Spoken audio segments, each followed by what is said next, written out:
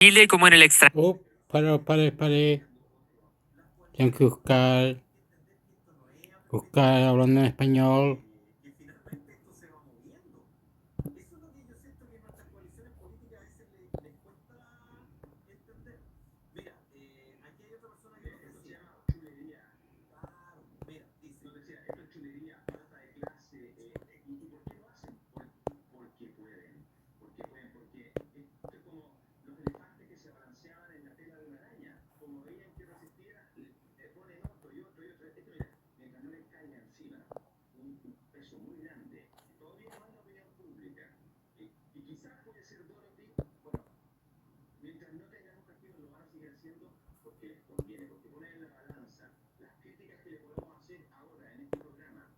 CEPAL proyecta crecimiento del 2.2% para Chile en 2026 en medio de una desaceleración global, Diario y Radio Universidad Chile. La CEPAL presentó este martes en Santiago el balance preliminar de las economías de América Latina y el Caribe 2025. Informe que advierte un escenario de desaceleración de la economía mundial y un crecimiento regional que se mantendría en niveles bajos durante los próximos años. De acuerdo con las proyecciones del organismo, Chile crecería un 2.5% en 2025 mientras que para 2026 disminuiría a 2.2%. Impulsado principalmente por la inversión en minería y energías renovables, el texto señala que estos sectores concentrarían una parte relevante de los proyectos comprometidos y nuevos, mientras que el consumo privado también aportaría al crecimiento, favorecido por una menor inflación y una recuperación de los salarios reales. El secretario ejecutivo de la Comisión Económica para América Latina y el Caribe, CEPAL, José Manuel Salazar, advirtió que el contexto internacional seguirá siendo complejo, marcado por una desaceleración del crecimiento global y un aumento de la incertidumbre. En ese marco, subrayó que uno de los factores más determinantes será la política comercial y arancelaria de Estados Unidos. Salazar explicó que este escenario responde a una nueva era de interdependencia instrumentalizada, caracterizada por intervenciones en flujos comerciales, de inversión, financieros y también en materia de tecnologías para seguir diversos objetivos económicos y geopolíticos, tanto comerciales como no comerciales. Esta dinámica ha generado una reconfiguración geográfica de los flujos de comercio y de inversión y un aumento de la incertidumbre respecto de las reglas comerciales y también en ciertos aspectos financieros, agregó. Secretario Ejecutivo de la CEPAL, José Manuel Salazar Cirinax. Foto, CEPAL. En ese contexto, el organismo proyecta que la economía mundial crecería 3.2% en 2025, levemente por debajo del 3.3% registrado en 2024. Mientras que en 2026 se anticipa una nueva moderación hasta 3.0%, influida por tensiones geopolíticas, altos costos de financiamiento y cambios en las reglas del comercio internacional. Respecto del desempeño regional, el organismo estima que América Latina crecería en promedio 2.4% del PIB en 2025 y 2% en 2026, manteniéndose en una senda de bajo dinamismo económico. El oficial a cargo de la División de Desarrollo Económico de la CEPAL, Noel Pérez, explicó que el crecimiento en América Latina durante 2025 se está manteniendo relativamente bajo, impulsado principalmente por el consumo privado y la inversión pública. El informe también alerta sobre el bajo dinamismo del comercio mundial, que pasó de crecer en promedio 6% anual durante el periodo de hiperglobalización a tasas cercanas al 2% en la última década. Según la CEPAL, el volumen del comercio mundial de bienes crecería 2.4%. Pero en 2026 se proyecta una fuerte caída hasta solo 0.5%. Es posible que el impacto comercial sea más fuerte en el año 2026 que lo que se experimentó este año, advirtió Salazar, explicando que el efecto pleno de los mayores aranceles de Estados Unidos se sentirá desde comienzos del próximo año. José Antonio Cast da discurso posterior a su elección. Foto, Jonathan Oyarzún, Aton, Chile. Consultado por el caso chileno, posterior a la elección de José Antonio Cast como presidente, destacó que la inversión continuaría siendo el principal motor de crecimiento asociado con proyectos comprometidos y nuevos en minería y energías renovables. Añadió que el consumo privado también apoyaría la expansión económica, asociado a una menor inflación y mayores salarios reales. Además, Salazar sostuvo que el énfasis del republicano en crecimiento e inversión podría generar señales positivas para el mercado. Todo esto indica que esos temas van a ser una gran prioridad del gobierno y que posiblemente haya una respuesta positiva del sector empresarial chileno y extranjero, afirmó. En el plano regional, se proyecta que América del Sur lideraría el crecimiento en 2025 con un promedio de 2.9%, seguida por América Central con 2.6% y el Caribe con 1.9%, excluyendo a Guyana. Sin embargo, el organismo subrayó que estas cifras reflejan la persistencia de la denominada trampa de baja capacidad para crecer. Las tasas de crecimiento previstas para 2025 y 2026 no reflejarían un aumento o transformación fundamental de capacidades productivas de las economías, sostuvo Salazar. Ante esta realidad, la CEPAL insistió en la necesidad de ampliar el espacio de la política macroeconómica para impulsar un crecimiento más resiliente en la región. Entre las recomendaciones figura mejorar la calidad y eficacia del gasto público, reducir la evasión tributaria y fortalecer la transmisión de la política monetaria.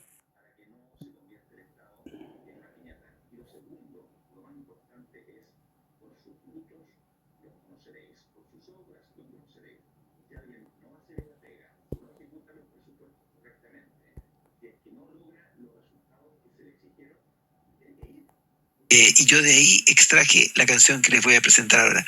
Escúchelo con atención, señora, señor. No cambie de sintonía, porque esto es un blues clásico muy bien logrado, muy bien tocado, y es el tipo de cosas que usted escucha cuando va a escuchar blues en Estados Unidos de Norteamérica.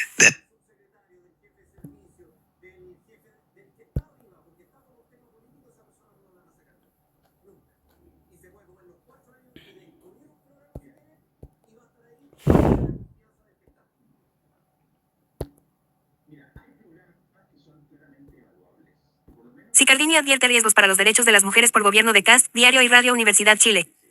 En el marco del escenario político que se abre tras la elección presidencial, la diputada y senadora electa del Partido Socialista, AS, Daniela Sicardini, advirtió sobre los desafíos que enfrentará el sector ante la instalación del gobierno del presidente electo José Antonio Kast, quien asumirá el 11 de marzo de 2026. Las declaraciones fueron realizadas durante el Encuentro Nacional 2025, Mujer Toma Partido, instancia que reunió a representantes femeninas del socialismo con el objetivo de fortalecer el liderazgo y la participación política de las militantes y dirigentes de la colectividad, encabezada por la senadora Paulina Budanovic. Riesgo para los derechos femeninos. La actividad, realizada en el Hotel Alma Cruz de Santiago, fue un espacio de análisis político tras la derrota electoral de Janet Jara y el arribo del candidato republicano a la moneda. En ese contexto, las participantes abordaron el rol que deberá asumir el socialismo en la oposición y los lineamientos estratégicos para los próximos años. Al respecto, Sicardini señaló que las mujeres socialistas de todo Chile nos hemos reunido para reflexionar sobre las razones de la derrota, el rol que asumiremos como oposición y la hoja de ruta para los próximos años. La parlamentaria también expresó su preocupación por el impacto que podría tener el nuevo gobierno en materia de derechos de las mujeres, afirmando que la llegada de la ultraderecha representa un riesgo real para los derechos de las mujeres, y frente a eso debemos estar alertas y organizadas. Finalmente, la senadora electa recalcó la necesidad de fortalecer al Partido Socialista y retomar el vínculo con la ciudadanía, destacando que nuestro desafío es construir un plan que podamos ofrecerle a Chile que nos permita reconectar con la gente. Tenemos la fuerza, la convicción y la historia para hacerlo. Qué bueno. Qué bueno. Noticias chilenas. Noticias chilenas. Qué bueno.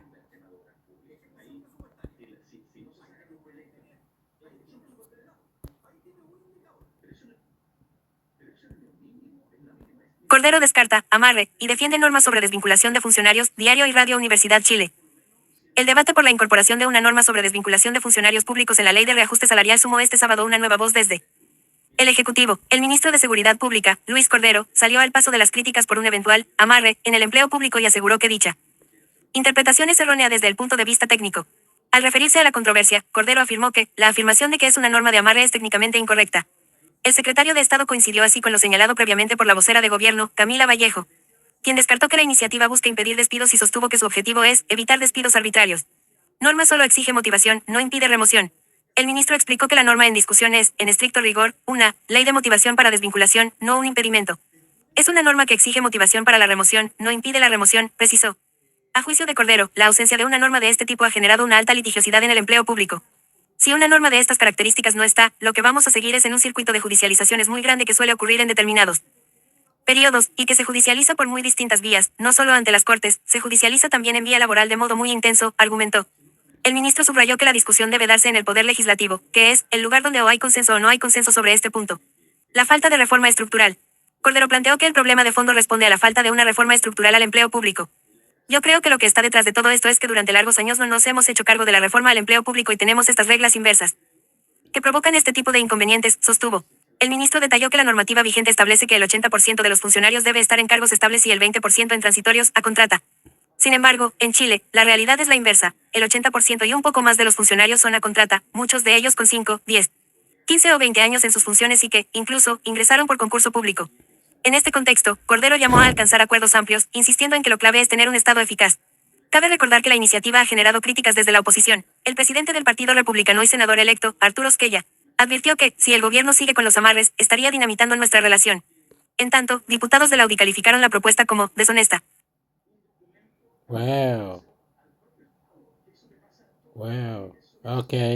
Voy a dejar. Tengo que hacer esta noticia. No, pues. Tengo que volver.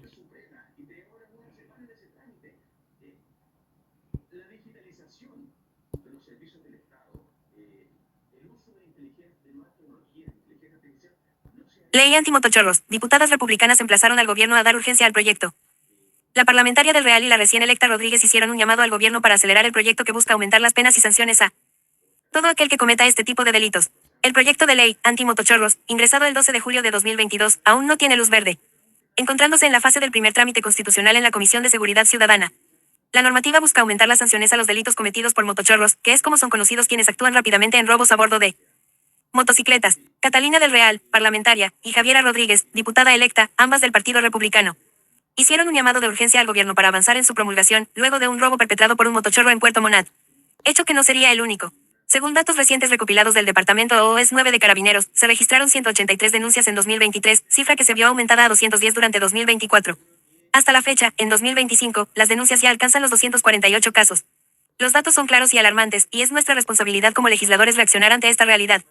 No podemos permitir que nuestros ciudadanos vivan con miedo, y el gobierno debe mostrar un compromiso tangible para combatir esta situación, señaló la diputada Catalina del Real.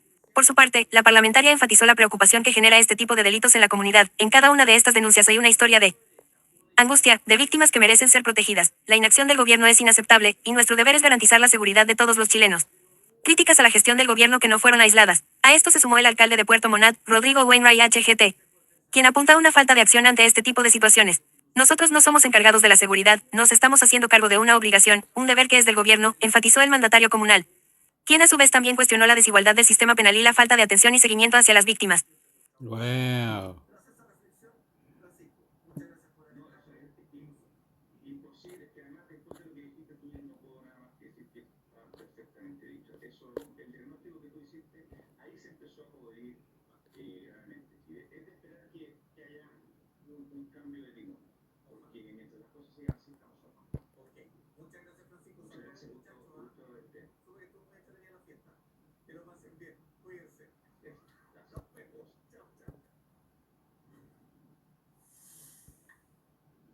A un paso de ser ley nueva institucionalidad que promueve el envejecimiento positivo y el cuidado integral de los adultos mayores, Senado República de Chile. Visibilizar a los adultos mayores, promover un nuevo concepto de cuidado integral y envejecimiento positivo. Son algunos de los objetivos del proyecto que fue despachado por el Senado, en su trámite de comisión mixta y que quedó a puertas de ser ley de la República. Solo resta que la Cámara Baja se pronuncie sobre el informe de la instancia mixta sobre el proyecto que además fortalece la institucionalidad del adulto mayor. Esto, luego que la Sala del Senado aprobara por unanimidad el texto propuesto por la instancia. La iniciativa tuvo su origen en un mensaje del Ejecutivo, Boletín N grado 13.822-07, y en las siguientes mociones. De los senadores Jimena Ordenes, Francisco Chaguán y David Sandoval y de los exsenadores Carolina Goic y Rabindranath Quinteros, Boletín N grado 12.451-13. De los senadores Francisco Chaguán y David Sandoval y los exsenadores Carolina Goic, Álvaro Elizalde y Rabindranath Quinteros, Boletín N grado 12.452-13. El senador David Sandoval fue el encargado de dar cuenta ante la sala del informe de la comisión mixta y explicó que el proyecto reconoce la promoción del envejecimiento durante todo el ciclo de vida. Asimismo, mencionó que básicamente, las discrepancias surgidas entre ambas cámaras se referían al grado de representatividad que se le otorgaba al Instituto de Derechos Humanos para hacer frente a una eventual defensa de los derechos de las personas mayores. Pues se dejó esta tarea al Servicio Nacional de Acceso a la Justicia y la Defensoría de Víctimas. Y por otro lado se revisó en la comisión mixta lo referido a contrato de trabajo, para asegurar que no precaricen las relaciones laborales y el empleo del sector. Precisó que, este proyecto pone a Chile en la vanguardia en la protección de los derechos de los adultos mayores. Hicieron uso de la palabra las y los senadores, José Miguel Insulza, Alfonso de Urresti, Alejandro Kusanovic, Matías Walker, Yasna Proboste, Alejandra Sepúlveda, Francisco Chaguán y Sebastián Keitel, además de la ministra de Desarrollo Social y Familia, Javiera Toro. La mayoría de las y los legisladores valoraron transversalmente la importancia de esta iniciativa que aborda, con visión de país, un desafío fundamental, el envejecimiento de la población. Asimismo, resaltaron el aporte de los autores de las mociones refundidas y del Ejecutivo, incluyendo las dos últimas administraciones. Por otro lado, se mencionó la relevancia del respeto de los convenios y tratados internacionales que ha firmado Chile y calificaron el proyecto como un paso fundamental para visibilizar a la población y para la creación de una institucionalidad robusta que proteja los derechos de los adultos mayores. Wow. Wow. Wow. Diferentes noticias.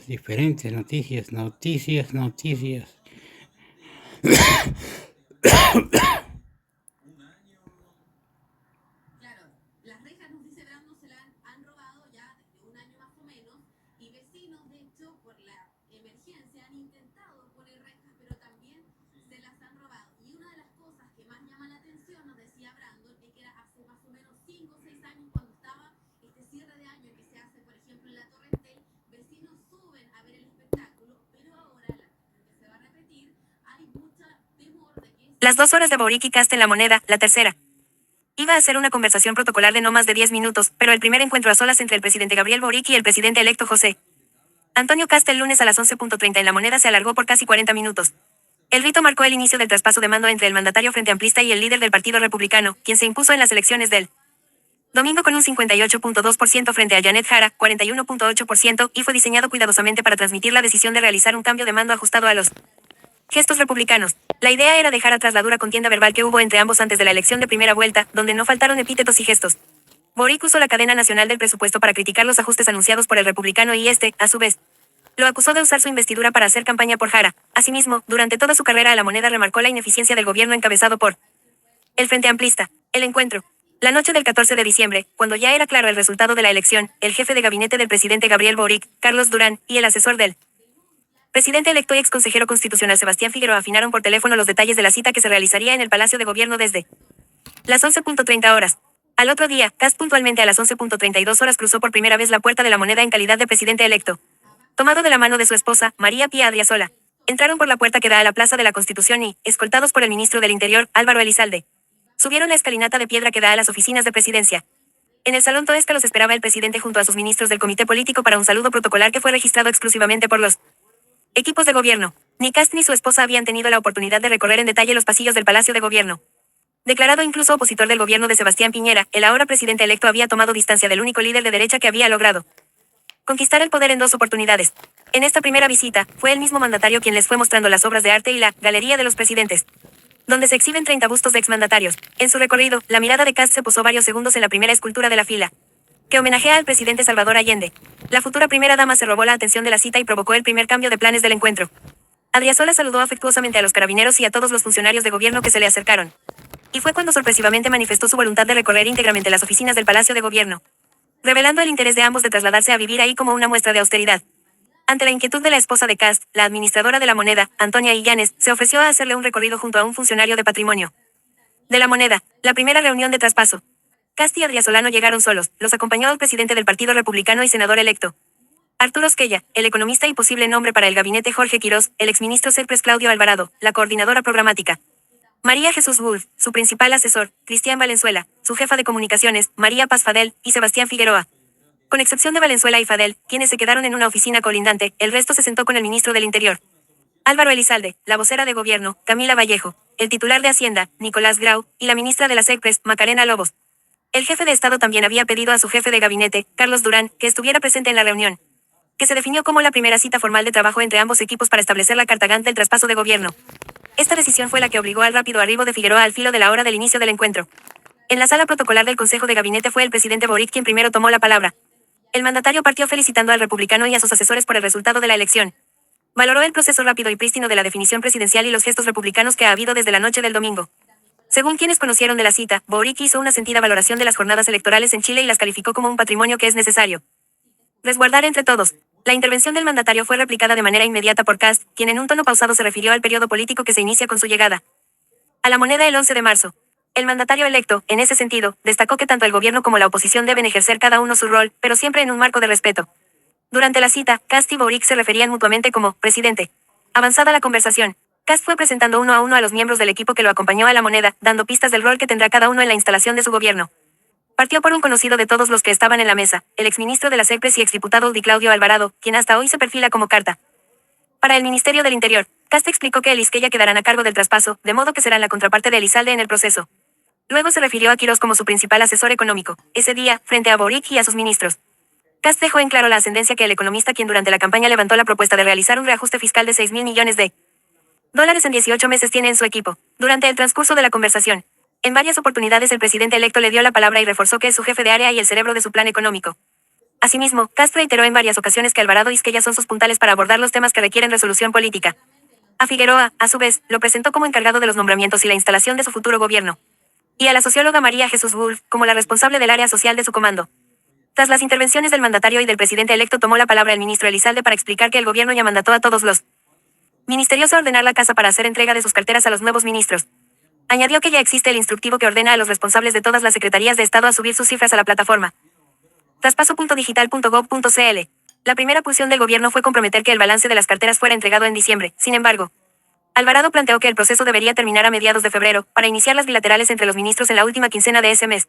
Elizalde se comprometió a hacer partícipe a Alvarado de todo el proceso de traspaso. Y también de los temas de gobierno que son determinantes para la futura administración. En ese marco, al otro día le hizo un particular gesto al llamarlo durante la madrugada para adelantarle la operación Apocalipsis. El megaoperativo de las autoridades contra una red de corrupción de gendarmes que operaban en las cárceles y que terminó con 45 funcionarios detenidos.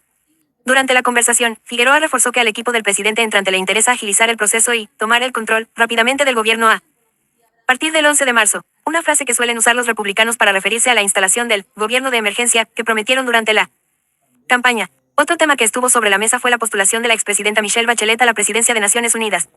Un tema frente al cual el propio Kast ha dicho que abordará con la mandataria y tomará una determinación en virtud de los apoyos que tenga en el exterior. Quienes fueron testigos del momento afirman que el diálogo fue particularmente fluido. En privado, los republicanos reconocen que pensaban que habría más tensión tras la feroz derrota sufrida por la administración del Frente Amplista. En La Moneda, a su vez, también creían que Kast y su equipo llegarían con menor disposición. La cita privada. Ya avanzado el diálogo, el presidente Boric invitó a Kast a pasar a su oficina. Era la primera vez que ambos estaban a solas desde el inicio de la carrera presidencial. En el ambiente estaba sobre la mesa el duro juicio del mandatario electo a la gestión de Boric en seguridad. Sobre el crecimiento y la ola migratoria que el republicano prometió en su campaña resolver gestionando un corredor humanitario con los países vecinos.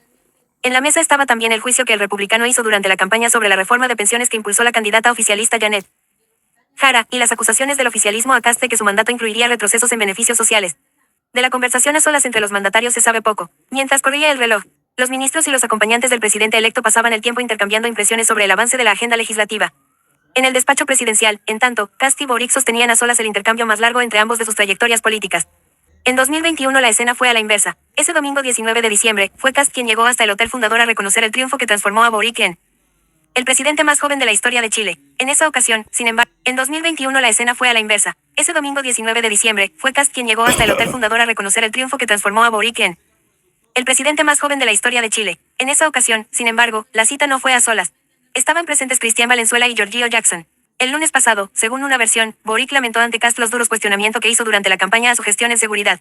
El presidente, tal como lo hizo más tarde frente a los timoneles de los partidos de su coalición, defendió que durante su mandato ha crecido la inversión en seguridad y se aprobó una serie de proyectos de ley durante la gestión de la exministra Carolina Toa. El presidente resiente ese juicio que considera injusto.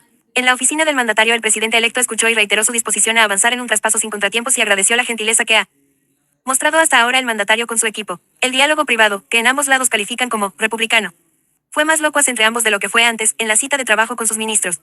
Minutos después salieron juntos de la oficina. En ese momento, Skella comentó, justo estábamos hablando de prioridades legislativas. Con un tono entusiasta, el presidente Boric le respondió, díganme qué dijeron para ver si estamos alineados.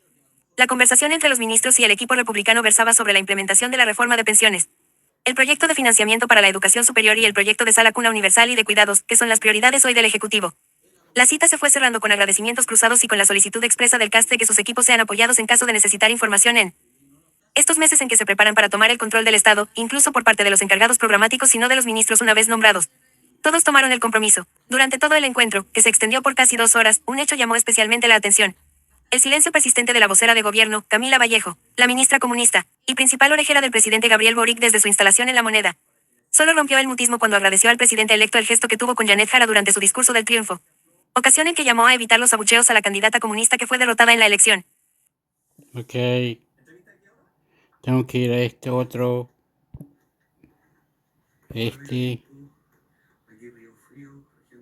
Como en el extranjero, restando únicamente los pasos legales y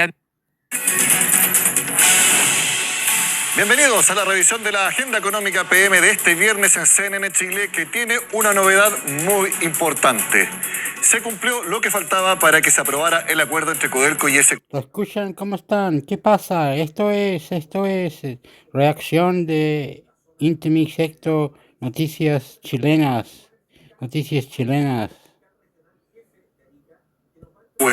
Que la Contraloría General de la República tomara razón del contrato. Hubo algo de incertidumbre durante el día. La Contraloría anunció una auditoría, pero durante la tarde finalmente dio el visto bueno y con eso está totalmente aprobado entonces el que debiera ser el acuerdo más importante, de mayor relevancia y más comentado del último tiempo en nuestro país. Tal como lo cuenta Natalia Muñoz. Fiscalización, limitaciones legales y de control estatal son parte de las condiciones con las que Contraloría tomó razón del acuerdo entre SQM y Codelco. Severas instrucciones y alcances con las que la entidad, de forma inédita por segunda vez en su historia, apruebe y valida formalmente el contrato condicionado. En una muy buena noticia para el país y el futuro de su desarrollo productivo, Hemos conocido que la Contraloría General de la República ha tomado razón con un conjunto de instrucciones de los contratos entre Corfo y Codelco, que a su vez habilitan el acuerdo alcanzado entre Codelco y SQM, habilitan su materialización. Acá salir la toma de razón de Contraloría de los contratos entre Corfo y SQM y Corfo y Tarar, la filial de Codelco. Hay algunos detalles para responder a algunos antecedentes que la Contraloría nos ha manifestado a través de su resolución, pero esto es una toma de razón y oficialmente entonces los contratos ya están vistos y aprobados por la institucionalidad. Condiciones que tendrán que cumplir antes del 31 de diciembre. Una de las cláusulas es que Codelco está obligado a mantener una participación en la sociedad superior al 50%. Así, la minera estatal se incorpora de forma mayoritaria a un negocio que recién comienza. Con esta toma de razón, que incluye indicaciones que serán resueltas por Codelco en el plazo solicitado por la autoridad, el acuerdo ha cumplido todas las autorizaciones, revisiones y validaciones exigidas por las distintas autoridades competentes, tanto en Chile como en el extranjero, restando únicamente los pasos legales y administrativos finales para la materialización de la fusión de las filiales de Codelco y SQM. El acuerdo de Codelco y SQM es muy relevante desde el punto de vista empresarial porque es una demostración de la colaboración público-privada efectiva, real, y que creemos que va a ser muy positivo para el país. Una de las cosas importantes es que tiene que ser Codelco de ser mayoritario. Eso significa que probablemente el organismo estatal Codelco va a tener que operar esta nueva, yo diría, empresa, y por lo tanto eso implica que también podría realmente enfrentar, digamos, competencia respecto a la industria del litio. Okay, so today I bought a Sunbeam Multi-Grinder 2. I bought it for $43. Okay, that's a pretty good price, but I'm going to show you my free AI tool that compares prices across thousands of Australian retailers. What I need to do is for you to find the barcode. Yes. So I'm going to scan your product using the scan and compare. So much cheaper. Yeah, much cheaper. Do you want to know how it works? I do want to know how it works. Essentially, Zift's AI helps you compare prices. It saves you so much time and it helps you avoid the headache of manual comparisons. And you can use it in store as well to help you price match if you find a better price. Overall, Zift gets you great price across the board without the stress. Yeah, that sounds good. I do stress about it, so something I might need. Do you want to know where you can find it? I do want to know where I can find it, yeah. You can find it in the Google Chrome Web Store or the App Store, and now you can find it in the Google Play Store. Cool, sounds good. I'll give it a go. Yeah, great.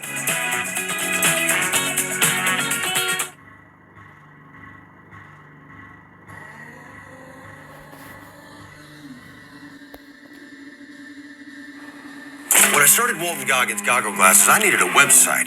Figuring out how to make one was pretty hard on the...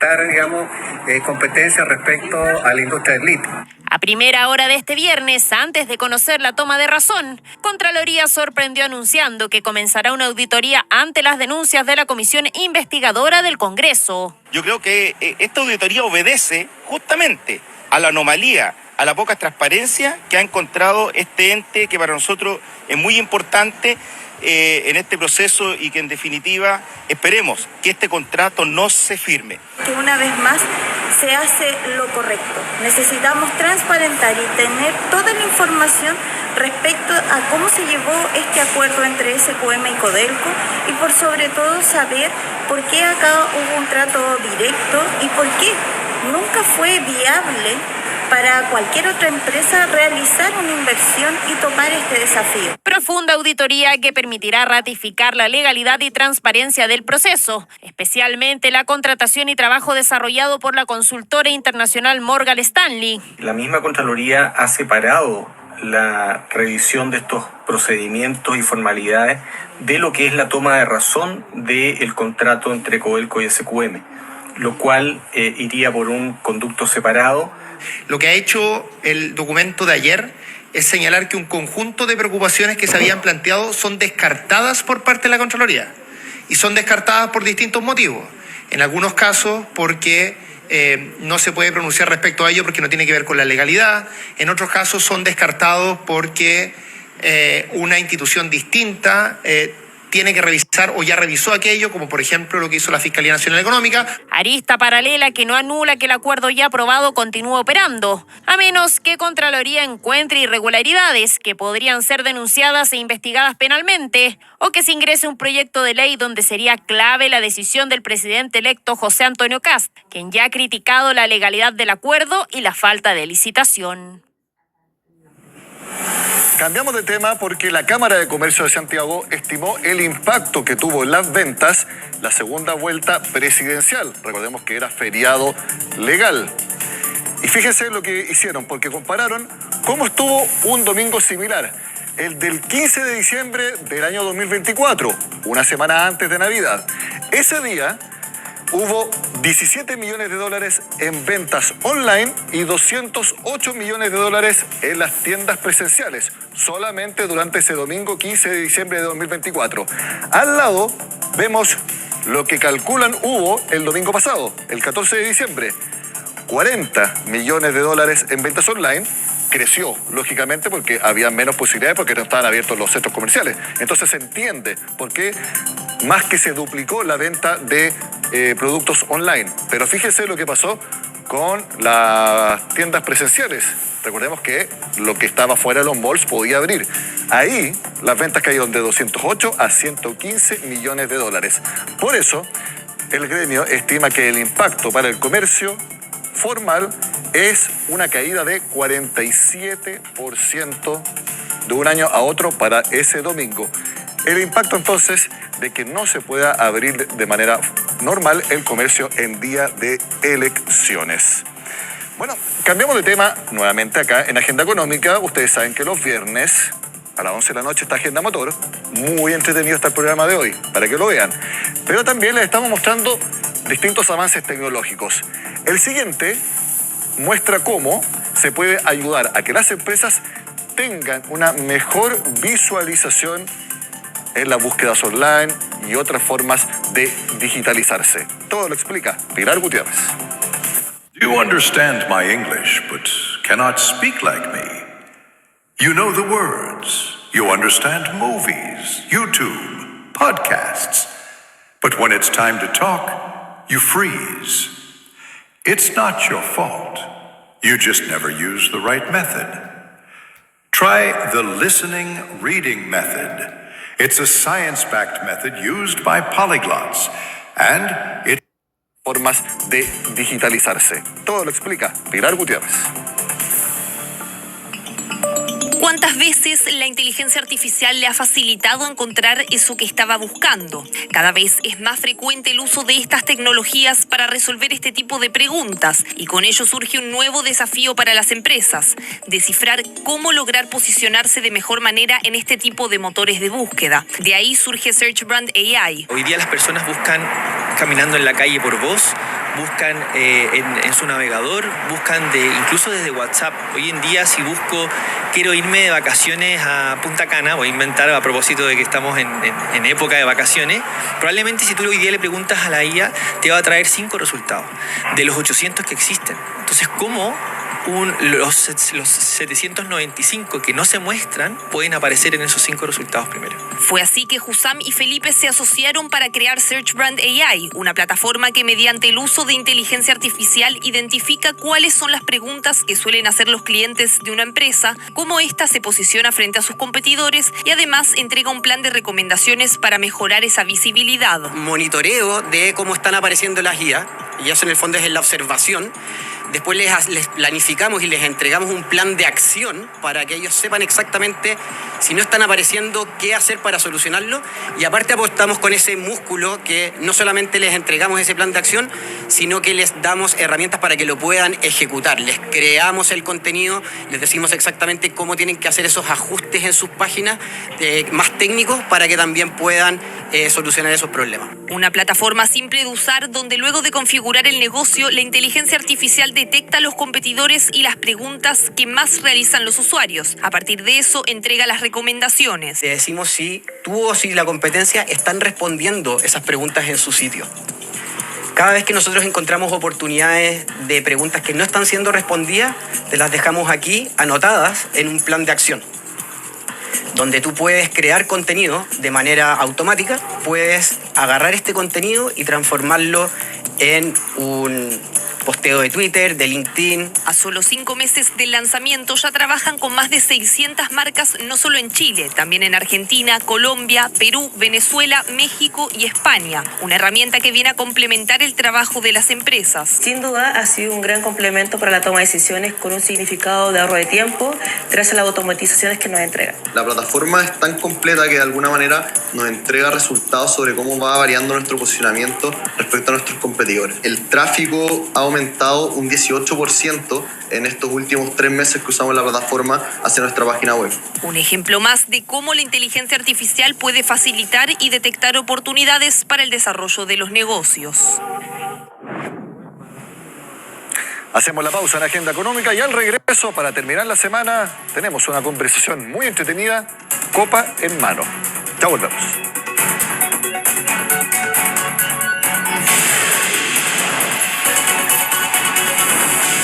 You've got to see this large puzzle board I found. It makes puzzling so easy to transport wherever you want to work. And the adjustable angles, total game changer for comfy puzzling sessions. Plus, check out the 6 drawers for keeping all your pieces perfectly sorted. The rug material on top is fantastic. Everything stays put, and the best part, you can buy it at 30% off on Temu. Click the link below for details.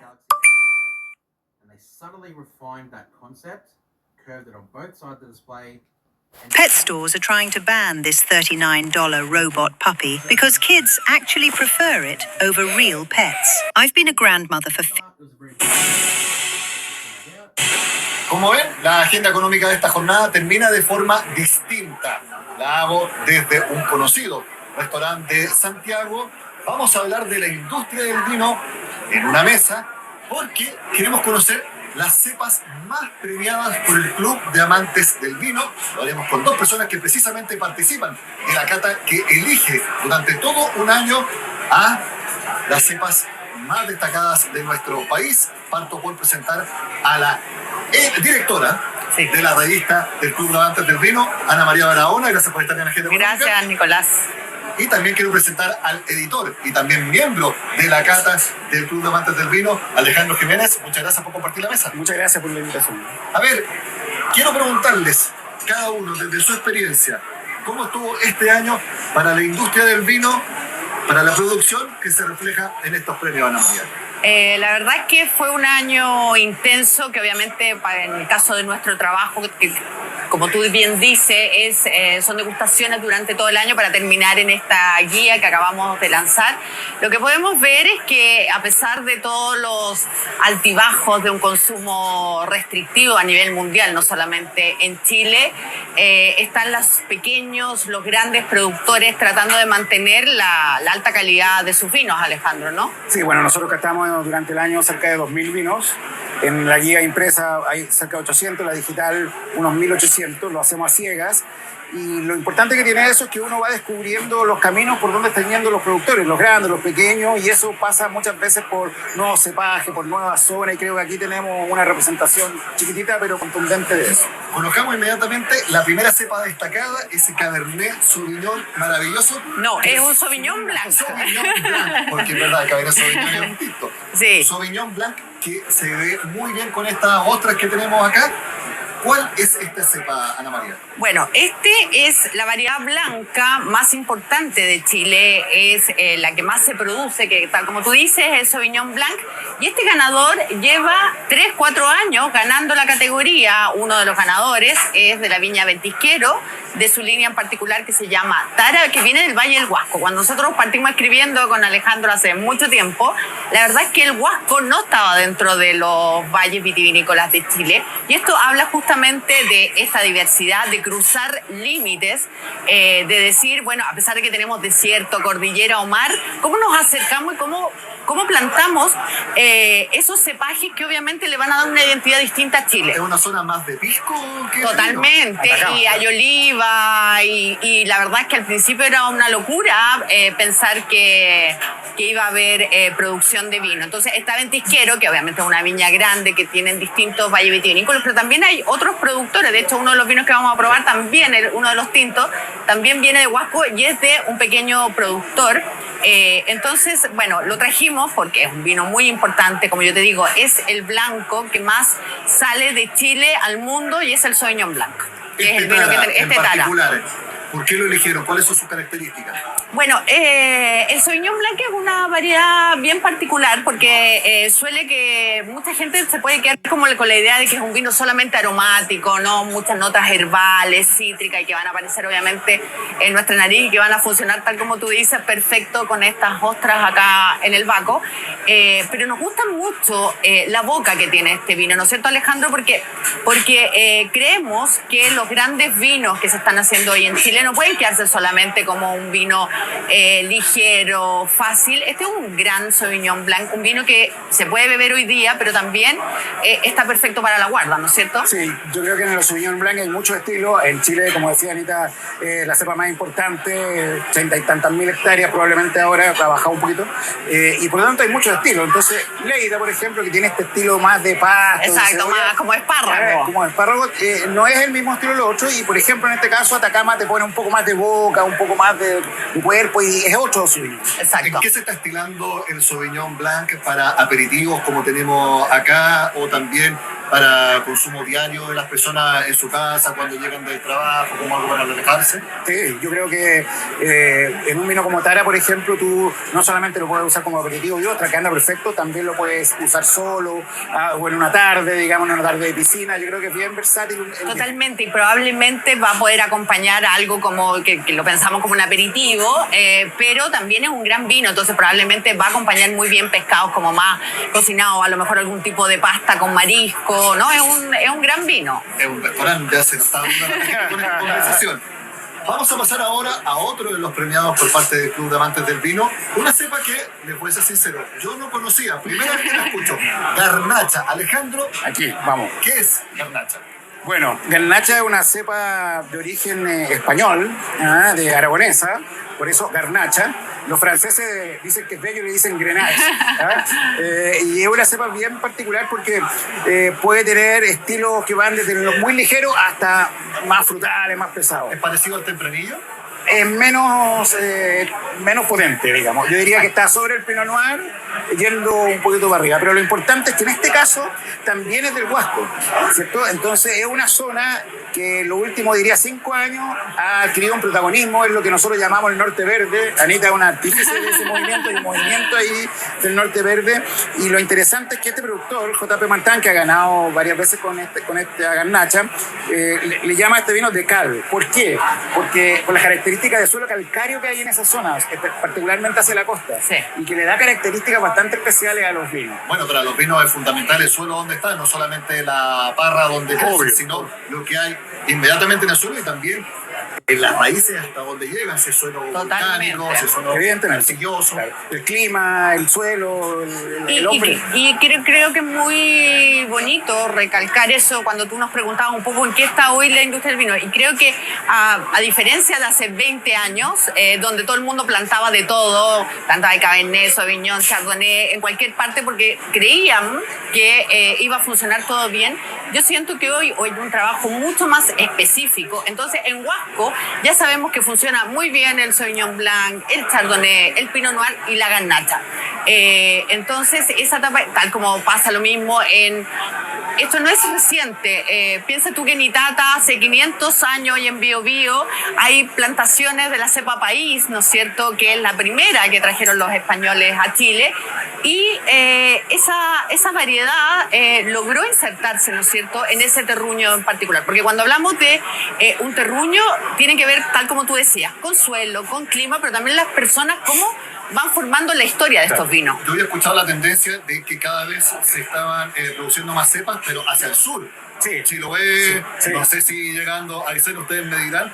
Y esto que ustedes hayan elegido 2 cepas del Valle del Huasco, también es una tendencia de que se está plantando hacia el norte. Sí, claro. La frontera está corriendo hacia todos lados, digamos, porque estamos descubriendo el potencial de los suelos, que Chile tiene una diversidad increíble, ya se lo quisieran muchos países. Ya, la última cepa que vamos a mostrar, la voy a presentar yo. Un clásico. Casa Bauzá, presumido, no yo. Así se llama el vino, es un Carmener del año 2024. Ana María, por favor, cuéntanos las características de este presumido. Bueno, trajimos Carmener porque junto con el Cabernet Sauvignon es probablemente la variedad de tinta más importante que se produce en Chile, una de las más conocidas afuera. Y este fue uno de nuestros ganadores de la categoría Carmener y que además la enóloga Natalia Poblete la elegimos enóloga joven del año por obviamente la consistencia que muestran sus vinos. Este Carmener viene del Valle del Maipo, tiene todas las características que nos gusta de la cepa. Por un lado, ¿no es cierto?, ese precioso color que tú lo puedes ver ahí, ¿no es cierto?, esas notas como a frutos rojos, lo especiado bien puesto, Alejandro, ¿no? Y esa untuosidad, pero con rica acidez. Claro, tiene esta parte del Maipo y también tiene una parte de Millahue, que es la zona por excelencia del Carmener, entonces mezcla estas dos como visiones muy equilibradas, entonces le da esta fruta que es muy particular. Y Carmener, que en Chile es, bueno, el país donde más se toma Carmener. También tiene tantas teorías, su descubrimiento hace más o menos 30 años. Sí, no estábamos presentes. 94. Sí. No, entonces la verdad es que es mostrar también el trabajo de un pequeño productor que tiene Casa Usano tiene menos de 10 etiquetas de vino y han trabajado muy profundamente en darle una identidad. Todo el mundo tiene Carmener, pero la verdad es que lucirse para un pequeño productor es un tremendo trabajo. Y si alguien quiere presumir con presumido, ¿con qué lo tiene que acompañar este Carmener? Oh. A mí me encanta el Carmener en general como cepaje, me gusta mucho cómo funciona con cocina chilena. Creo que en esta época, por ejemplo, de los porotos granados, increíble, funciona muy bien con choclo. El pastel de choclo. El pastel de choclo, la humita, funciona muy bien. Por ejemplo, una empanada que tenga un poquito de ají de merquén, porque tiene ese lado especiado, entonces funciona bien. Plateada. La plateada. Cocina chilena, el chancho, también me gusta harto, los costillares. Sí. Más que el asado, que es tan tradicional, digamos, pero es un vino que funciona ampliamente con tantas cosas chilenas. If you get easily intimidated by stainless steel, this is your pan, hands down. Tradicional, digamos, pero es un vino que funciona ampliamente con tantas cosas chilenas. Todos conocemos el Club de Amantes del Vino. Quiero preguntarte, Ana María, ¿cómo han estado las suscripciones? Porque yo he hablado con actores de la industria que saben que las personas más jóvenes están tomando menos alcohol en general. Quiero preguntarse si ustedes lo han visto en cuanto a las suscripciones, sobre todo de personas de menor edad. Sí, lo que nos ha pasado hoy, que es muy interesante porque existe esa misma percepción que decías tú hablando con productores. Han sido años muy complejos los 2 últimos años, pero desde la CAF, desde el Club de Amantes del Vino, la verdad es que tenemos buenas noticias porque los últimos meses han subido muchísimo las suscripciones. Estamos por sobre los 30.000 socios, que es un tremendo número y que obviamente nos enorgullece y nos responsabiliza. Y la gente que más entra es gente joven. Cuando hablamos de gente joven son las personas obviamente bajo 35 años que también entraron al mundo laboral, que quieren entrar y conocer de que probablemente uno de los grandes embajadores de Chile, ¿no, Alejandro? Si bien en el mundo, no es en Chile, hay una tendencia a tomar menos alcohol por parte de los jóvenes en general. Por un tema de salud. Por un tema de salud, en fin, por distintas razones. Yo creo que lo que está pasando es que se está decantando que se está tomando menos vino, pero se está tomando mejor vino. Claro. Está subiendo el budget, digamos, ¿no? Entonces tú entras en categoría reserva, pero rápidamente vas escalando en otras categorías. Para hacer un resumen, entonces ustedes creen, y dado las cepas que fueron premiadas, que la calidad del vino chileno está mejorando año a año, Alejandro. Sí, yo creo que en un nivel, digamos, siempre mejora. Se busca nuevos territorios, nuevos cepajes. Yo creo que la calidad ha mejorado harto. Pero evidentemente tenemos desde donde partimos, que aún así la base también es una calidad respecto a otros países, sin duda, digamos. O sea, eso de que te dicen, oye, aunque sea barato el vino en Chile es bueno, es verdad. Es verdad. Sí. Hay algunos que dicen, no es un vino barato, sino un vino competitivo. Claro. Sí. ¿Yo también, Ana María? Sí, pienso igual que Alejandro, la verdad es que tenemos una base de calidad muy sólida y yo creo que probablemente también lo más interesante es que hoy Chile puede presumir, sacando el nombre también del vino, de tener probablemente a una de las grandes viñas del mundo, pero también pequeños productores que están tratando de dar identidad que han buscado nuevos territorios y que obviamente también nos muestran variedades que no conocíamos hasta hace un par de años. Exactamente, con el Club de Amantes del Vino, que está en la guía de mesa de cata de 2026, para que también se conozcan estos pequeños productores, porque claro, los que vamos más al supermercado conocemos también, como tú dices, los grandes productores, pero también hay algunos de nicho que tienen excelentes cepas como las que están acá. Premiadas, ¿les parece que le demos nuestras copas? Por supuesto. Le hagamos un saludo los tres. Ana María Barahona, directora del Club de Amantes del Vino de la revista, gracias por estar en la Agenda Económica. Gracias a ti. Y Alejandro Jiménez, editor de la misma revista, gracias por acompañarnos. Gracias. Y también a ustedes, amigos, les agradezco por siempre acompañarnos en el programa. Sean con nosotros acá, en CNN Chile.